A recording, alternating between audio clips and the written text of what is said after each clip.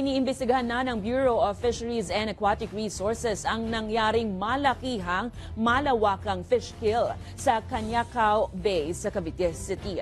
Ayon sa ilang residente sa lugar, nagsimula nilang mapansin ang mabahong amoy noong linggo. Naglutangan rin ang mga patay na isda, partikular na ang tilapyang Gloria na inaalagaan sa nasabing lugar. Nangamba rin si Cavite City Mayor Denver Chua na maraming mga mangingisda ang maapektuhan ng kanilang hanap buhay. Kaya naman nananawagan ng alkalde sa pamahalaan na agad na magpadala ng tulong.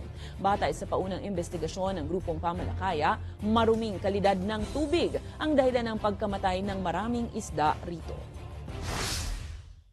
Pero usually pagka ganito kasing may fish kill, ang kadalasang dahilan ay yung pagbaba ng level ng dissolved oxygen. Ang nangyaring fish kill sa ngayon ay natigil ang kanilang hanap buhay.